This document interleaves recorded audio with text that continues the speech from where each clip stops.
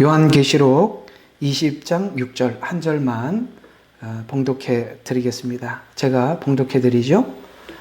첫 번째 부활에 참여하는 자는 복되고 거룩하도다.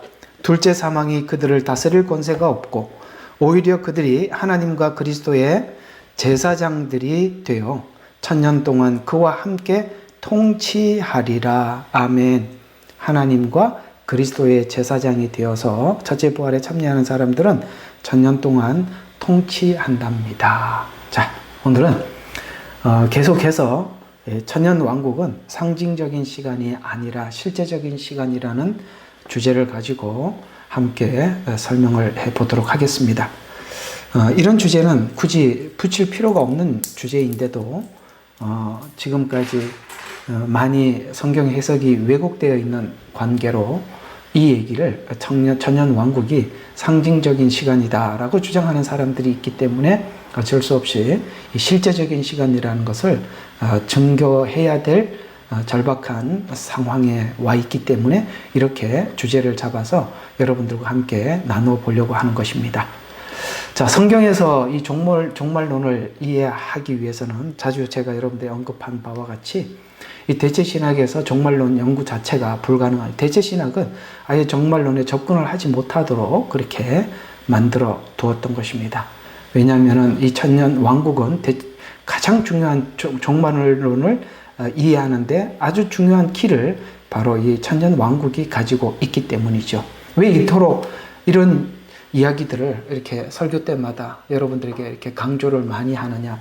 너무나도 중요하기 때문에 그렇습니다. 일단은 제가 여러분들에게 이스라엘 백성들이 이해하고 있는 메시아관, 그러니까 이스라엘 백성들은 어떤 메시아관을 가지고 이해하고 있는가, 이걸 먼저 한번 여러분들에게 말씀을 드리고 나면 이 천년 왕국이 이렇게 중요한 거구나라는 것을 알 수 있어서 제가 이 부분을 한번 정리를 해보려고 합니다. 자, 제자들은 예수님을 만났고 함께 살았기 때문에 지금 일반적으로 유대인들이라고 한다면 그 종교 지도자들, 이 사람들이 이해하고 있는 식으로 이 종말론을 이해하지 않고 우리처럼 이해하지 않겠나, 그런 생각 꿈에도 꾸지 마세요. 그렇지 않습니다. 제자들도 지금 유대인들이 이해하고 있는 듯한 똑같은 시각으로 마지막 이 메시아를 이해하고 있었습니다. 그 증거가 여기 나오는 것입니다. 우리 마태복음 20장입니다.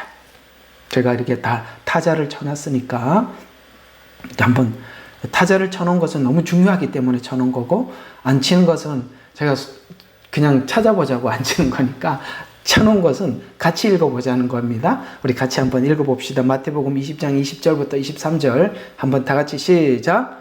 그때에 세베대의 아들들의 어머니가 그 아들들과 함께 예수께 나와서 무엇인가를 청하려고 절하였더라. 예수께서 그에게 이르시되 내가 무엇을 원하느냐? 그가 말하되 당신의 나라에서, 이게 포인트입니다. 자, 당신의 나라에서 이 아들 둘이 하나는 오른편에 하나는 당신의 왼편에 앉게 해 주십시오. 예수께서 대답하시되 너희가 내가 마실 잔을 마실 수 있겠느냐 하고 물으시니 그들이 말하되 우리는 하실 수 있습니다. 그러자 예수께서 그들에게 말씀하시되 내 잔은 너희가 마시겠지만 내 오른편과 왼편에 앉게 하는 것은 내가 줄 것이 아니라 내 아버지께서 준비하신 이들에게 줄 것이다. 여기 많은 이야기가 담겨 있습니다. 우리는 단순히 이 이야기를 욕심쟁이, 아니 이제 예수님의 나라가 곧 임할 것 같으니까 어머니가 와서 이렇게 치맛바람을 일으키나? 이제 이렇게 생각을 하는 구절이잖아요. 근데 이게 어떤 의미를 가지고 있느냐면은 여기서 말하는 지금 예수님께서 이스라엘에게 약속했던, 구약에서 약속했던 이걸 지금 어머니가 생각하고 있는 거예요. 그 천년 왕국 때 예수님이 통치할 것을 생각하고 있는 거예요. 이해가 가시죠? 그런 식으로 유대인들은 생각을 하고 있다는 거예요. 그러니까 이제 내가 가만히 보니까 이제 예수님 나라가 곧 올 것 같아. 왜냐하면 많은 사람들이 예수님을 따라다니고 있고 예수님께서 너무나도 많은 기적들을 일으켜요. 정말 이 나라가 가까웠구나, 이렇게 생각을 하고 당신의 나라에서 라고 말하는, 이건 지금 제가 지금 설명하고 있는 이 천년 왕국을 마음에 두고 하는 소리입니다. 그래서 당신의 나라 이 아들 둘이 하나는 오른편 하나는 왼편에 앉게 해주십시오. 그랬더니 예수님이 이렇게 이야기합니다. 지금 이들이 이 말은 생각도 하지 않았던, 꿈에도 꾸지 않았던 이야기를 하는 것입니다. 너희가 내가 마실 수 있는 잔을, 이게 내가 마시는 잔이 십자가예요. 그러니까 이걸 마실 수 있겠느냐라고 물으니 그들이 말하되 우리는 할 수 있습니다. 아무것도 모르고 대답하는 거지요. 할 수 있습니다. 그랬더니 예수께서 그들에게 말씀하시되 내 잔은 너희가 마시겠지만, 그렇죠, 제자들이 순교를 당할 것을 얘기하고 있습니다. 그래서 마시겠지만 내 오른편과 왼편에 앉게 상급은 하나님이 준비하시는 것이다. 그 판단은 하나님이 하시는 것이다. 이렇게 얘기를 하는 거예요. 됐죠? 그 지금 이스라엘 백성들 중에서 제자들은 다르겠지라고 생각을 했지만 제자들이 생각하고 있는 메시아관이나 지금 종교 지도자들이 이해하고 있는 메시아관이 같아요, 달라요? 같다라는 걸 이야기하고 있는 것입니다. 그 예수님이 정말 십자가에 죽으셨어요. 이 말을 하고 나중에 죽으셨죠. 부활했습니다. 그랬더니 제자들이 이제 그 나라가 왔구나 하고 또 묻는 겁니다. 이게 사도행전 1장 6절이에요. 이게 바로 유대인들이 이해하고 있는 메시아관이라는 거예요. 자, 보세요. 주여, 이때에 이스라엘 그 왕국을, 여기서 말하는 그 왕국이 뭐죠? 천년왕국을 이야기하는 것입니다. 그러니까 그 왕국을 다시 회복시키겠나이까 하니 너희에게는 그 때나 시기 알게 하신 것이 아니요 아버지께서 자신의 권한에 두셨느니라. 이렇게 이야기합니다.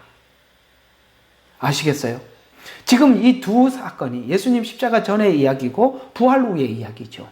근데 이들이 부활하고 난 이후에, 예수님 부활하고 난 이후에 우리처럼 이렇게 십자가를 지신 대속의 주라는 이런 관점에서 예수님을 바라본 것이 아니라 여전히 이들이 이해하고 있는 메시아는 천년왕국의 모든 나라를 통치하고 다스릴, 그걸 왜 그렇게 생각을 하느냐, 왜 이렇게 생각이 안 바뀌느냐가 아니라 구약에서 계속 그렇게 약속을 해왔기 때문에 이들은 이 말이 자연스럽게 나오는 거란 말이에요. 그렇다면 지금 예수님과 이스라엘 백성들 사이의 대화는 그 메시아가 우리가 생각하고 있는 초림 그리고 재림 이런 관점에서 보는 게 아니라 우리는 성경 전반에 대해서 전부를 알고 있으니까 지금 재림 때 메시아를, 지금 초림 메시아를 놓치고 재림 메시아로 계속 이해를 하고 있다는 것을 여기 이게 뭐죠? 마태복음 20장 사도행전 1장 6절에서 우리에게 말해주는 것입니다. 그렇다면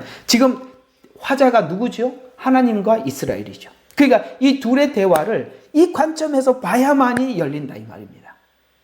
이 관점에서 봐야만이 예언서가 열린단 말이에요. 이 두 관점 굉장히 중요한 관점이에요. 그래서 초림의 메시아, 그러니까 이 초림 때 메시아는 나중에 이 7년 환란을 통해서 그들이 예수님을 보게 되겠지만, 초림 메시아를 만나게 되겠지만 여전히 지금도 그들은 이런 생각을 하고 있다는 것입니다. 지금 유대 나라에 있는 사람들도 바로 이 약속에 대해서 굳게 믿고 있는 겁니다. 굳게 믿고 있기 때문에 하나님께서 다시 돌이켜 주셨고, 이 땅으로 돌이켜 주셨고, 이 약속을 계속 이 예언서에 말씀하신 거예요. 구약의 예언서. 그들은 신약은 안 믿으니까 구약에서 말씀하신 그 예언서대로 하나님께서 계속 이루어갈 줄로 믿고 지금 이렇게 하고 있는 것이죠. 자, 이제 정리가 되셨어요? 이 생각을 가지고 성경을 보셔야 돼요. 우리 생각으로 보면 안 된다 이 말이에요. 자, 그러면 이것이 바로 이스라엘이 이해하고 있는 메시아 개념인데 이 개념으로 성경을 설명하고 있어요. 따라서 이 개념은 천년 왕국을 부인하게 되면, 지금 천년 왕국이라는 개념을 가지고 있는 사람에게 예수님이 말씀을 하고 있기 때문에 이 개념을 가지지 않고 천년 왕국에 대해서 부인하게 되면 재림론 접근 자체가 불가능하다는 거예요. 그래서 성경에서 말씀하시는 많은 약속들은 천년 왕국 때 약속이 예언서의 대부분임을 알아야 하는데, 따라서 에스겔 예언 후반부, 이제 앞으로 여러분들이 오늘 36장 했죠. 37장, 38장, 특히 40장부터 들어가면 완전히 천년 왕국 때 있을 새 예루살렘에 대한 이야기가 아주 구체적으로 5장을 할애해서 설명을 합니다. 그러니 그들이 에스겔서를 철저하게 믿고 있는데 지금 하나님 나라 왕국은 아까 그 왕국이라는 여기에 그 왕국을 다시 회복시키겠습니까? 라는 그 왕국은 앞으로 여러분들과 제가 계속 공부해야 될 에스겔서 40장부터 45장 5장이나 할애하고 있는 그 왕국을 이야기하고 있는 이게 천년 왕국 이야기거든요. 아시겠어요? 네, 그 얘기란 말이에요. 그래서 이제 에스겔서 40장부터 45장 천년 왕국에 있을 때, 천년 왕국 때 있을, 그러니까 하늘에서 예루살렘 성이 이렇게 내려오는 것을 요한계시록에서 말씀하고 있잖아요. 하늘에서 내려오더라 라고 말하는 그 성전이 에스겔서 40장부터 45장 굉장히 길게 설명을 하고 있어요. 거기서 측량을 하고 사이즈가 얼마인지 40장에서 말을 하고 그 안에 이제 거기 있는 제사장들이 어떤 활동을 하게 되고 하나님 앞에 어떻게 제사를 드리고 구체적으로 설명한단 말이에요. 장막절을 지키러 오리라 라는 스가랴 말씀이 이 에스겔서에서는 자세히 풀어놨다 이런 얘기가 되는 것입니다. 그래서 에스겔서 40장과 45장 그 다음에 스가랴서 14장 16절과 21절은 같은 내용이란 말이에요. 그러니까 에스겔서는 길게 자세히 설명을 하고 있고 스가랴서는 시간적으로 우리가 이해할 수 있도록 설명했대요. 스가랴서는 할 때마다 보게 되네요. 스가랴서가 참 어렵습니다. 16절부터 21절 제가 한번 읽어보겠습니다. 자, 예루살렘을 치러 온 모든 민족들 가운데 남아있는 자도 각기 그 왕 만군의 주께 경배하라. 또 장막절을 지키려고 해마다 올라올 것이라. 요 말들이 이제 그 에스겔서 40장과 45장에는 자세히 설명을 하고 있다는 것입니다. 땅의 모든 족속 중에서 그 왕 만군의 주를 경배하려고 예루살렘에 올라오지 아니하는 자들에게는 비가 내리지 아니하더라. 만일 이집트 족속이 올라오지 않으면 예를 드는 겁니다. 비가 없을 것이고 재앙이 있으리라. 그 재앙으로 주께서 장막절을 지키려고 올라오지 아니하는 그 이방을 치시리로다. 이것이 이집트의 벌이 될 것이요 장막절을 지키려고 올라오지 아니하는 모든 민족들은 벌이 되리라. 그날에 말들의 방울 위에 주께 거룩함이 있을 것이요 주의 집에 있는 솥들도 제단 앞에 있는 대접들과 같게 되리라. 이게 전부 다 이게 다 구별된 이런 뜻입니다. 구별시켜 놓을 것이다. 정녕 예루살렘과 유다에 있는 모든 솥이 만군의 주께 거룩함이 될 것이요. 천년 왕국에 다 구별된다는 거예요. 하나님께 거룩함이 될 것이요. 희생제를 드리는 자들이 와서 솥을 가져다가 거기에 삶으리라. 요거 이제 그 제사를 집행하는 이야기를 이렇게 삶을 것이다 라고 하고 또 그날에 만군의 주의 집에서 가나안인이 더 이상 없게. 요건 뭐냐? 세속적인 사람이 아무도 없을 것이다. 왜? 하나님의 통치 아래 있기 때문에 세속적인 신자는 없다. 이게 가나안인이라는 말은 그런 뜻이 되는 것입니다. 그러니까 얼마나 예수님에 의해서 이 온 세상이 통치받고 지배를 받는 세상인가라는 것을 스가랴서에서는 짤막하게 설명을 하고 있습니다. 그래서 이 천년 왕국 때 지금 이스라엘은 이 시간을 기대하고 소망하고 간절히 구하고 있어요. 그러니까 그렇게 이해하고 있는 이스라엘에게 예수님은 지금 재림을 설명해 주고 있는 것입니다. 자, 그러면 에스겔서 44장 4절 아까 40장부터 45장까지라고 했는데 여기 44장 영광이 얼마나 가득 차느냐. 예수님이 통치하는 그때 하나님의 영광이 굉장히 충만하게 될 때, 자 이렇게 보면 여러분 킹제임스 성경 44장 4절 앞에 영광의 전이 채움 이렇게 나오죠. 하나님의 영광이 그 전을 가득 채웠더라. 여러분 이게 다 이게 여기서만 나오는 이야기가 아니라 이스라엘 백성들이 성막을 짓고 그 다음에 하나님께서 불기둥과 구름기둥이 그 지성소에 임할 때 영광이 가득 찼더라 라고 말씀하죠. 그건 하나님이 임재하는 모든 곳에는 하나님의 영광이 가득 차는 거예요. 그런데 이 성막은 그 부분에 거기에 가득 차요. 거기만. 그런데 천년 왕국 때는 그 성전에 가득 차고 이 영광이 가득 찬 이 성전 안으로 이방 나라들이 쫙 와서 하나님 앞에 예배 드리러 오는 거예요. 그래서 여기 44장에 보면, 44장 4절에 보면은 이게 그 천년 왕국 때 얼마나 영광이 가득 찼는지, 그리고 나서 44장 4절, 그리고 나서 그가 나를 전 앞에 있는 북쪽 문의 길로 데리고 가더라. 내가 보았더니 보라, 주의 영광이 주의 전에 가득 찼기에 내가 얼굴을 대고 엎드리니, 이렇게 이야기합니다. 근데 여기 보니까 무슨 문? 북문. 동문, 서문, 남문, 동문, 이런 문들이 나오지요. 그렇죠? 예루살렘 성에 여러 문이 있습니다. 그런데 항상 이 북문이라는 말이 등장할 때는 이 북문은 어두운 문, 저주의 문, 이런 뜻이 있어요. 동문은 예수님이 들어올 문이에요. 영광의 문이에요. 그런데 북문에까지 영광이 가득 찼더라는 이야기는 뭡니까? 그 가장 깊은 곳까지, 그곳까지 하나님의 영광이 충만하더라라는 말들을 북쪽 문에 그 길로 데려가더라. 그 데리고 갔어요. 에스겔을. 내가 보았더니 주의 영광이 주의 전에 가득 찼기에 내가 얼굴을 대고 엎드렸다. 어디까지? 북문에까지. 이런 얘기를 하는 것입니다. 왜 북문이라고 설명했는지 아시겠죠? 그래서 이 하나님의 영광이 완전히 가득 차구나, 우리가 그렇게 이해할 수가 있는 것입니다. 그래서 하나님의 주권과 권위가 완전히 회복돼서 그 임재가 완전하게 지상에 나타났다는 거예요. 여러분, 주님이 임재하는 곳에는 하나님의 영광이 함께 나타나는 거예요. 여러분들, 우리가 주님을 만났을 때 그 영광 앞에서 우리가 어찌할 줄 모르잖아요. 하나님의 영광이 우리에게 쫙 비칠 때, 주의 영광 비칠 때에 기쁨이 있네. 우리 끝나고 이거 한번 불러봅시다. 아시겠죠? 주님의 영광이 임할 때 정말 우리 가슴이 터질 것 같은 것처럼, 그 예루살렘, 천년 왕국 때 예루살렘의 그 영광이 충만하다면 새하늘과 새 땅은 어떻겠냐, 이 말이에요. 예. 왜 우리 인간이 이렇게 되냐? 컴컴한 데서, 컴컴한 마음에 컴컴한 데서 살아서 그런 거예요. 그 빛 가운데로 나오면 그 영광에 놀랄 수밖에 없는 거예요. 우리가 잠시 하나님의 은혜가 스치고 지나가도 이걸 평생 잊을 수가 없는데, 그 영광이 가득 찼을 때 상상을 초월하는 것이에요. 그래서 이 모든 영광을 대체한 하나님의 주권은 뭡니까? 하나님께서 말씀하신 모든 말씀대로 그대로 되는 주권.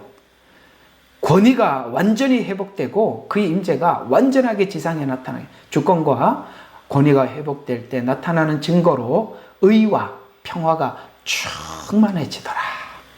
그래서 이스라엘 백성들의 12지파로 땅을 분배받아 실제로 이스라엘 백성들은 그 땅에서 살 것입니다. 오늘 아까 땅의 회복을 낮 시간에, 전 참 요번에요, 제가 이렇게 계속 설교하면서 참 신기해요. 어떤 게 신기하냐면, 주일 낮 예배 때 설교하는 본문이 꼭 저녁 예배하고 같이 연결이 돼. 저는 이게 내가 의도적으로 그렇게 한 건 아니에요. 근데 이게 같이 가고 있어요. 계속. 그러니까 얼마나 설명하기가 좋아요. 그러니까 낮에 에스겔서 설명했고 저녁에는 요한계시록을 설명하는데, 이 두 내용이 계속 이렇게 이어지니까 낮 예배 가지고 저녁 예배 때 또 다시 이해시키고, 얼마나 감사한지 몰라요. 어떻게 이렇게 잘 맞아 들어가는지 너무 신기해요. 예. 참 토요일 날 은사 공부도 제가 엄청 공을 들인 거니까 정말 잘 들어주세요. 정말 귀한 겁니다. 예. 다 그거 배우고 나면 다 교회가 이런 거구나. 하나님이 교회를 이렇게 운영하는 거구나. 왜 내가 내 은사가 뭔가가 다른 교회에 있을 때는 막 나타났었는데 왜 이 교회에서는 하나님이 하지 말라고 하는지 다 이유가 있는 겁니다. 아시겠어요? 예. 다 하나님은 각 교회마다 종에게 주신 사명이 있고 목적이 있는 거예요. 거기에 뭔가 걸림이 되는 것은 하나님이 사용하지 말라는 거예요. 각 교회마다 부르심이 있단 말이에요. 저의 부르심이 우리 교회 부르심이에요. 여러분들의 부르심이에요. 같은 목적을 가지고 모이는 거예요. 자, 계속 이어봐요. 그래서 에스겔서 48장 각 지파에게 오늘 이제 쭉 이제 설명을 하다 48장 각 지파에게 나누어 줄 목, 이게 문화 비유예요. 나누어 주는 거예요. 우리 모두에게 상급에 따라서. 그래서 예루살렘은 천년 왕국 시대의 세계의 중심이 될 것입니다. 이들은 지금 그런 믿음을 가지고 전쟁을 치르고 있는 것이에요. 이사야서 60장 1절과 14절에 보면 2절에 그러니까 이 중요한 구절만 좀 보겠습니다. 어두움이 땅을 덮을 것이며 심한 어두움이, 자, 우리 이사야서 60장은 우리가 많이 아는 성경 구절, 이게 한번 성경 해석을 정확히 할 필요가 있어요. 이거 막 두리뭉실하게 엉뚱하게 설명하시는 분들이 많으니까 한번 정리하고 지나갑시다. 자, 1절부터 한번 보는 게 좋겠습니다. 다 펴세요. 자, 일어나라 빛을 비추라. 이렇게 기도하다 하나님이 이런 응답 주실 때가 많지요. 일어나라 빛을 비추라. 이런 응답을 주실 때가 많습니다. 근데 원래 이 내용이 어떻게 나오는지 한번 보자 이 말이에요. 이는 내 빛이 왔고 주의 영광이 내 위에 솟았습니다. 자, 보세요. 하나님의 영광이 북문에까지 가득 찼어요. 그게 언제였다고요? 내 영광이 가득 찬 천년왕국 때. 지금 이 60장이 천년왕국을 이야기하는 거예요. 그러니까 이게 시기적으로 그런 이야기를 하고 있는데 우리는 지금 다른 데다 쓰고 있었다는 거예요. 시기적으로. 왜냐하면 보세요. 이게 왜 천년왕국인지 보라. 어두움이 땅을 덮을 것이다. 그러니까 이 빛이 비치기 전에 무슨 일이 있었다? 어두움이 땅을 덮었다. 심한 어두움이 백성을 덮으리라. 이게 뭡니까? 7년 환란을 이야기하는 거예요. 엄청난 환란이 있었어요. 그러나 주가 내 위에 일어날 것이요. 그 영광이 내 위에 나타나리라. 그러니까 60장 1절에 일어나라 빛을 발하라. 내 영광이 내게 임하였다. 이 말이 이렇게 돼가는 겁니다. 이렇게 동그랗게 돌아간다 이 말이에요. 아시겠어요? 예. 그리고 이방인들은 내 빛으로 올 것이요. 가는 게 아니라 온단 말이에요. 천년왕국 때 그들이 예루살렘 성전으로 온다 이 말입니다. 내 빛으로 올 것이요. 또 왕들도 너의 솟아나는 광명으로 오리라. 이 땅에 있는 왕들도 오리라. 내 눈을 들고 사면을 봐라. 그들이 모두 함께 모여 그들로 내게로 오니 내 아들들은 먼 곳에서 올 것이며 내 딸들은 내 곁에 안길 것이라. 그때에 내가 보고 함께 휩쓸려 내 마음이 두려워하고 커지리니 이는 바다의 풍성함이 내게 전향될 것이요 이방인의 군대가로 내게 올 것입니다. 낙타의 무리 즉 미디안과 에파의 낙타들도 너를 덮을 것이라. 그들 모두가 시바로부터 올 것이요 그들은 금과 향을 가져와서 주의 찬양을 보여줄 것이다. 지금 솔로몬 시대를 연상하면 돼요.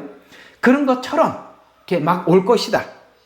그래서 게달의 모든 양무리들은 내게로 함께 모이고 누바요스의 순양들은 너희를 삼킬 것이라. 그들이 내 제단에서 바쳐 드려져 올라오리니 내가 영광의 집을 영화롭게 하리라. 구름처럼 비둘기처럼 그들이 집으로 날아가는 것처럼 날아오는 이들은 누구인가? 실로 섬들이 나를 기다릴 것이요 다시스의 배들이 먼저 내 아들들이 은과 금과 함께 먼 곳에서 데려와 주 너의 하나님의 이름이 이스라엘 거룩한 분에게 바칠 것이니 이는 그가 너의 영화롭게 하리라.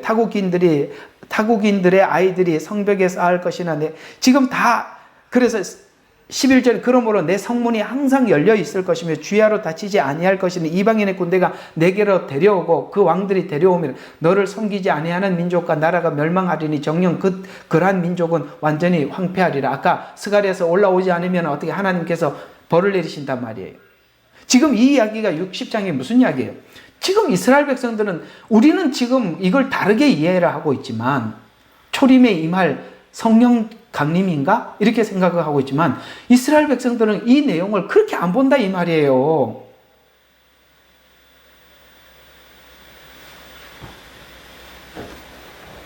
그래서 어두움이 땅을 덮고 심한 어두움이 땅을 덮고 난 이후에 그러나 주가 그 위에서 일어난대.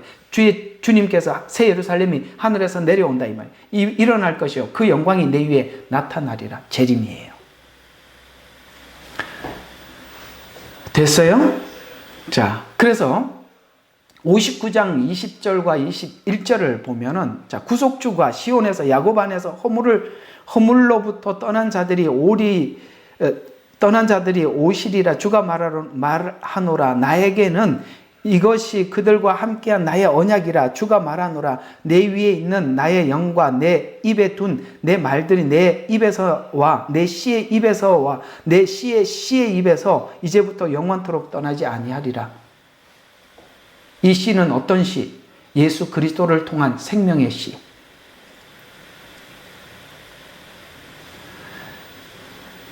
그래서 예수님께서 예루살렘에 재림해서 6장에 일어나라 빛을 발하라. 그런 날이 올 것이다. 미가서 4장 1절과 3절. 자, 이 똑같은 의미를 담고 있는 말씀이죠. 미가서로 가보겠습니다. 1절과 3절. 아마도 이 미가서 1절과 3절이 우리 찬양으로도 나와 있을 것입니다. 미가서 4장 1절과 3절. 자, 그러나 마지막 날들에 주의 전에 산이 산들의 정상 위에 세워질 것이요 그 산은 작은 산들 위에서 높아지고 백성들이 그리로 몰려오리라. 천년 왕국 때 이야기입니다. 몰려오리라. 많은 민족들이 와서 말하기를 오라 주의 산과 야곱의 전으로 올라가자. 예루살렘으로 올라가자 이 말이에요. 올라가자. 그가 우리에게 그의 길을 가르치시리라. 우리가 그의 길에서 행하리라. 하리니 이는 율법이 시온에서 나오고 주의 말씀이 예루살렘으로부터 나올 것입니다. 이 천년 왕국 때 이야기예요. 이게 지금 교회 대체 신학을 하는 사람들은 교회에서 이렇게 할 것이다라고 이야기를 하는 거예요. 그러나 이건 지금 미래의 메시아 왕국을 이야기하는 것입니다. 그러니까 이게 지금 하나님께서 이스라엘 백성들에게 한 약속을 가지고 우리가 교회에서 이게 참 잘못 해석을 하고 많이 써먹었다는 걸 아시겠죠? 그 얘기가 아닌데. 또 하나님의 말씀에 따라서 통치될 것입니다. 이 나라는, 이 천년왕국은, 자, 마태복음, 이사야서 2장 3절과 4절입니다. 이렇게 성경을 이제는 찾는데 아주 고수가 되셔야 됩니다. 대충 어디 그러면 한 서너 번에 탁 찾으셔야 돼요. 자, 이사야서 2장 3절과 4절. 자, 많은 백성이 가며 말하기를 너희는 오라 우리가 주의 산 야곱의 하나님의 전에 올라가자. 미가서 아까 4장 말씀하고 똑같지요? 전에 올라가자. 그리하면 그가 그의 길을 우리에게 가르칠 것이고 우리는 그의 길에서 행하리니 이는 율법이 시온에서 나오며 주의 말씀이 예루살렘에서 나올 것임이라 하리라. 그가 모든 민족들 가운데서 심판하시며 많은 백성을 책망하시리니 그들이 자기 칼들을 두들겨서 보습을 만들고. 왜 칼을 없애죠? 전쟁이 없을 거니까. 천년 왕국은 평화의 시기니까. 그 다음에 창을 쳐서 두들겨서 낫을 만들 것이고 민족이 민족을 대적하여 칼을 들러올리지 아니할 것이며. 왜? 사단이 갇혀 있으니까. 그들이 더 이상 전쟁을 배우지 아니하리라. 군대가 없어진다는 거예요. 오 야곱의 집아 오라 우리가 주의 빛 안에서 행하자. 아까 이사야서 60장 뭐예요? 빛이 내게 이르렀으니. 다 그 얘기들이에요. 그러니까 지금 이스라엘 백성들은 뭘 생각하고 있어요? 이런 약속을 머릿속에 염두하고 있는 거예요. 그러니까 예수님이 죽었어요. 부활했어요.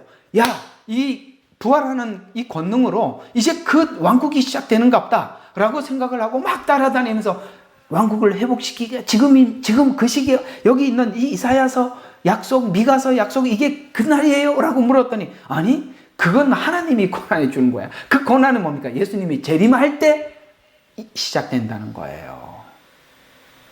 정리가 되셨죠? 그러니 여러분 분명히 이 성경은 1차 해석을 정확하게 하셔야 되는 거예요. 1차 해석은 그 얘기라 이 말이에요.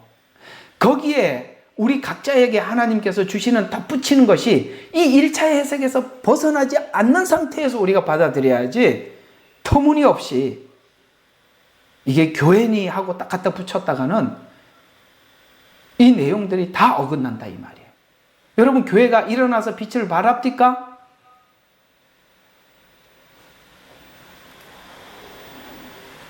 속상하잖아요.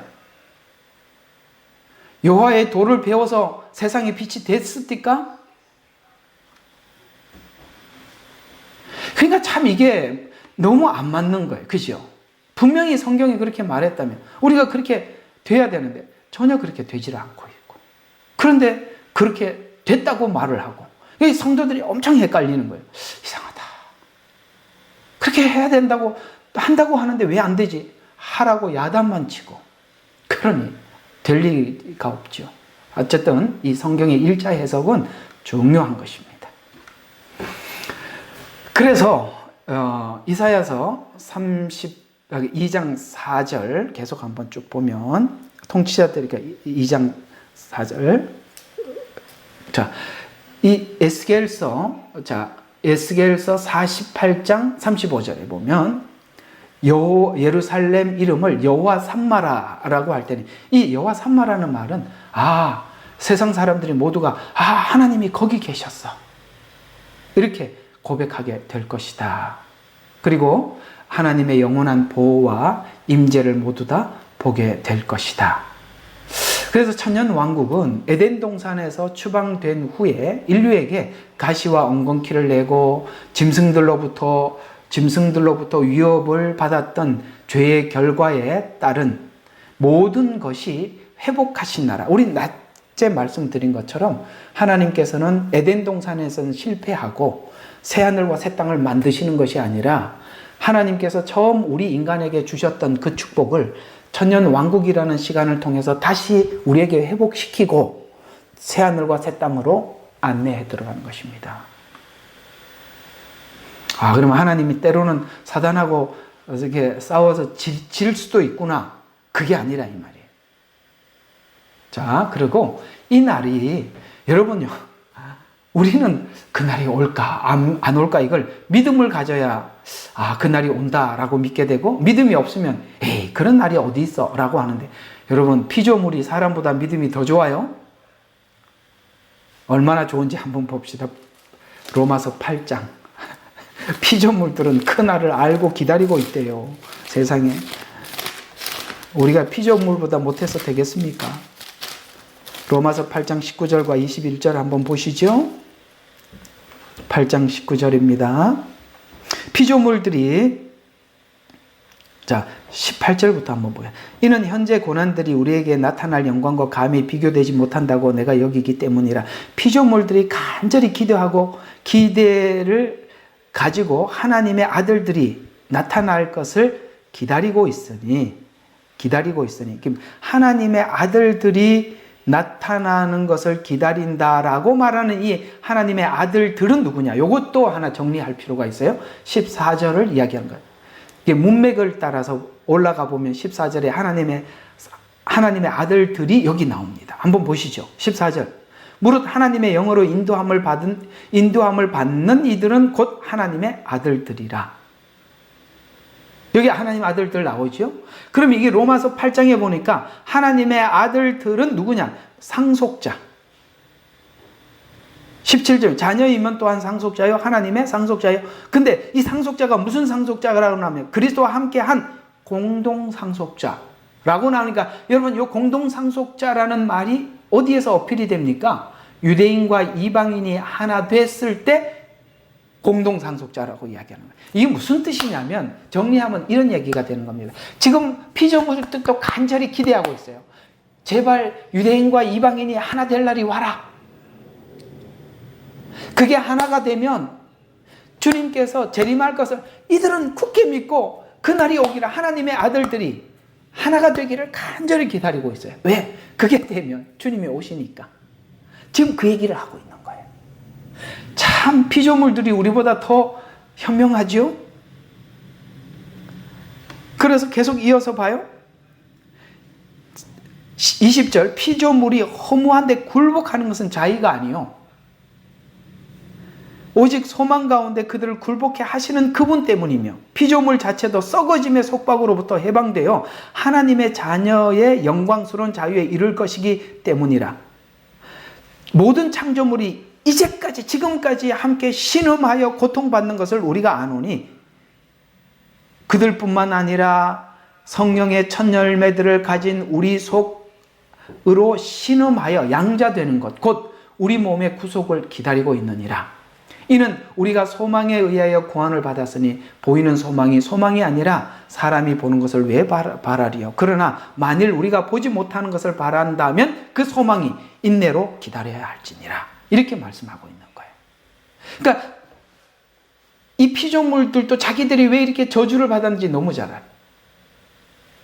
아담과 하와가 범죄하고 그걸 따먹고 가시와 그 전에는 뭐를 했어요? 우리가 먹을 수 있는 수많은 것들을 일하지 않아도 먹을 수 있는 것을 내주고 있었는데 인간이 범죄한 이후에 자의로 이렇게 된 게 아니라 인간이 범죄해서 그렇게 돼버렸다는 거예요. 그러나 하나님께서 그 약속한 약속을 피조물들은 알고 기다리고 있는데 뭘 기다려요? 하나님의 아들들이 나타나기를 기다리는데 그 사람이 공동상속자인데 유대인과 이방인이 하나가 돼. 그때가 주님의 재림이에요. 그러니까 이 복음에 대한 모든 것들을 이 피조물들은 다 알고 있고 기다리고 있다. 이렇게 얘기를 해주고 있는 것입니다. 그래서 또 이사야서도 처음과 마지막에 천년 왕국을 언약으로 마칩니다. 무슨 말이냐면 이 이사야서도 가만히 보면 가장 앞에 등장하고 있는 이 메시지가 천년 왕국에 대한 이야기를 하다가 끝에 가서도 천년 왕국으로 이야기를 해요. 그러니까 지금 메시아에 대해서 가장 많이 예언하고 가장 많이 우리에게 설명해 준 것이 이사야서예요. 메시아에 관해서. 그런데 그 메시아를 설명하면서 이스라엘 백성들에게 어떤 메시아라고 설명을 많이 했냐면 천년 왕국에 통치할 메시아를 가지고 메시아를 설명을 했단 말이에요. 그러니까 이스라엘 백성들이 7년 환란 중에 천년 왕국에 들어가기 직전에 그들이 하나님 앞에 돌아온 거. 왜? 이 예언 그대로예요.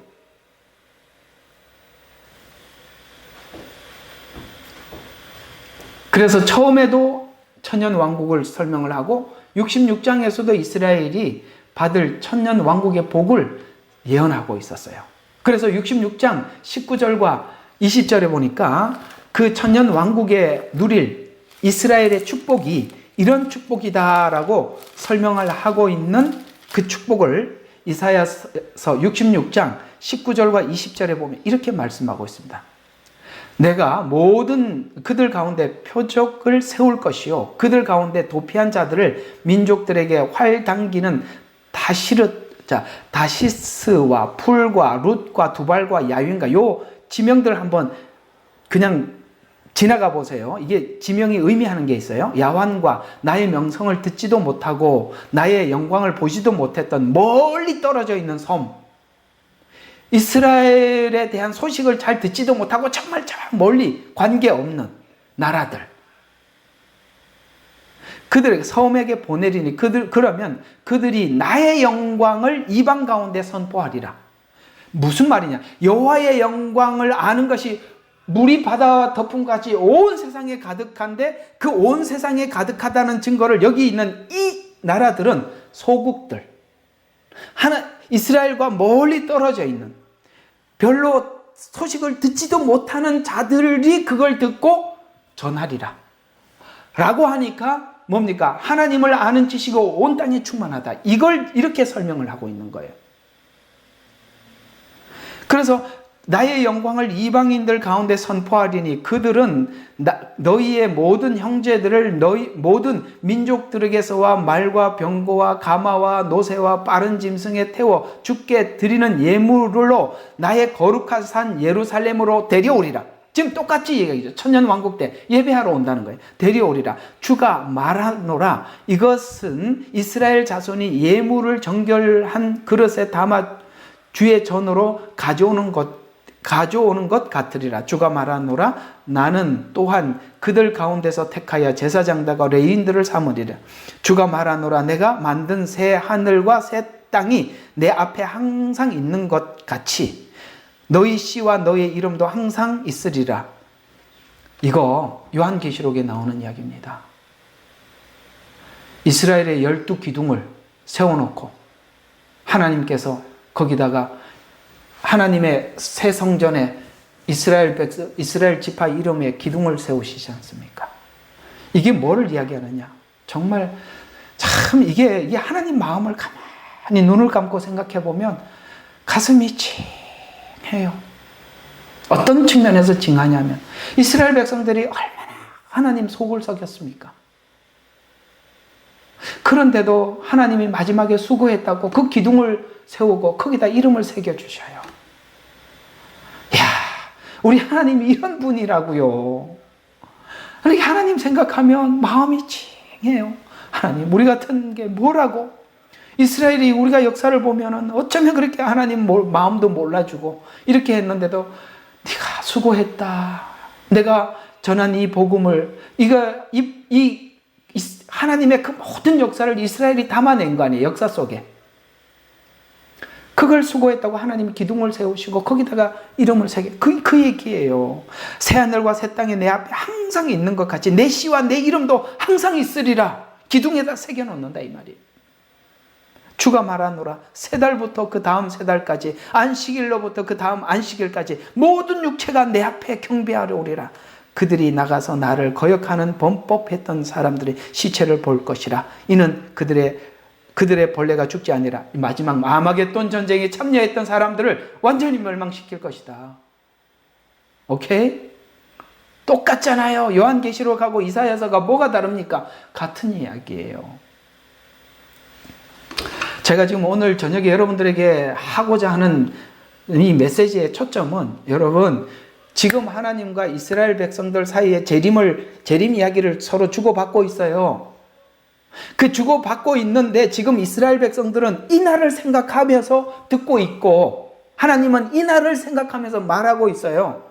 그러면 이 재림을 알려면 7년과 1000년 왕국의 목적과 성격을 모르면 아무것도 열리지 않는다 이 말이에요. 이런 생각 속에서 듣고 서로 대화를 하고 있는데 거기 우리가 쑥 끼어 들어가서 제가 이스라엘인데요 그럼 너 누구냐 이럴 거 아닙니까? 아시겠어요? 예. 그것만 오늘 이해하면 돼요. 오늘 저녁은 그거 설명하는 중입니다. 그래서 오늘 66장 19절과 20절에 있는 나라들의 특징은 이스라엘과 멀리 있다는 것이고 대부분 소국이고 이름을 들어본 적이 없는 나라들이 그런데도 그들도 여호와를 아는 지식에 충만해서 초막절이 되면 모든 나라가 예루살렘으로 모일 것이다. 아까 스가랴서 읽었지요? 그리고 그들이 와서 말씀을 배우고 순종하며 살며 여호와를 아는 지식이 충만해질 것이다. 아까 이사야서 2장 2절과 3절, 11장 9절, 미가서 4장 1절 다 읽었던 것들입니다. 이제 그 시간이 어떤 시간인지 교회가 그 일을 하는 게 아니라 그때 천년왕국 때.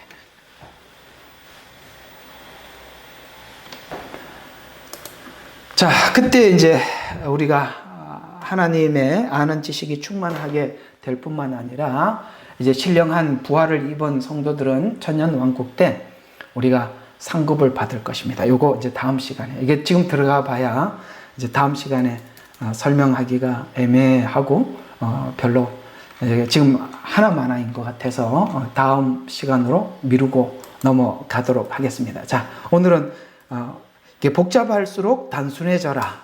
교육에 아주 중요한 지침이죠. 뭐라고요? 복잡한 내용일수록 단순하게 설명을 해라. 그래야 오래 기억에 남지요. 우리 여러분들 학교 다니면서 배웠던 많은 교육 중에서 오랫동안 기억에 남는 것은 선생님이 복잡하게 설명한 게 아니라 단순하게 한마디 한 거, 그거 오래 기억에 남듯이 오늘은 이것만 남기고 마치겠습니다. 자, 지금 화자는 누구예요? 서로 얘기를 주고받는 거. 하나님과 이스라엘 백성. 지금 하나님은 이스라엘 백성들에게 약속한 약속들이 전부 다 천년 왕국의 약속들이에요. 그러니까 지금 이스라엘 백성들은 천년 왕국을 머릿속에 두고 얘기를 듣고 아까 제자들 얘기 봤죠? 그렇죠? 당신의 나라가 임하거든. 이 나라는 지금 천년 왕국. 왜 그렇게 생각할 수밖에 없다고요? 구약에 계속 그렇게 이스라엘과 약속을 했기 때문에.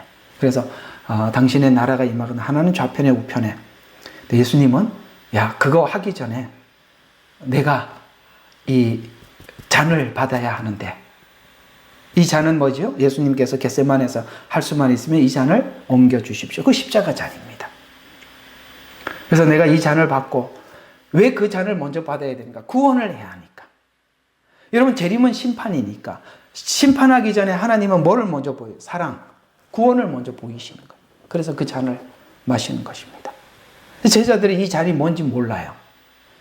내가 그 나라를 줄 테니까 그 나라를 얻기 위해서는 너도 이 잔을 마셔야 되는데 마시겠느냐? 아이고, 이거 다 알았더라면 고려해 보겠습니다 할 텐데, 아무도 모르니까 마실 수 있습니다. 저도 그랬으니까. 모르니까. 그래서 마실 수 있습니다 라고 했더니 그들은 정말 그 십자가의 길을 모두 다 갔습니다. 그 십자가의 길을 갔던 모든 상급은 천년왕국에 다음 주에 이제 설명할 거예요. 하나님이 다 갚아주실 것입니다. 주를 위해서 산 거 하나님께서 다 주십니다. 그래서 우리가 이 땅에 사는 것은 구원을 받았다면 두 번째 하는 일은 뭐예요? 상급을 준비하는 것입니다. 여러분들이 주를 위해서 남모르게 눈물을 흘리고 남모르게 희생하고 주를 위해서 살아가는 그 영혼들을 위해서 살아갔던 그 모든 것 하나님은 다 기억하십니다. 주님이 이 땅에 오셔서 우리 영혼을 위해서 하셨던 것처럼 우리도 그 영혼들을 위해서 하신 모든 걸 하나님이 기억하시고, 그래 수고했다 애썼다 이렇게 하나님 입으로 설명하는 것이 아니라, 오늘 아까 아버지께서 다 준비했다가 갚아줄 것이다 라고 말씀하신 것처럼 우리가 주님 앞에 다가설 때 그렇게 다 준비된 상급으로 하나님 앞에 서는 저와 여러분의 인생이 되시기를 바랍니다. 자, 아까 우리 같이 찬양 부르기로 했는데 어떤 찬양이었죠? 내가 여기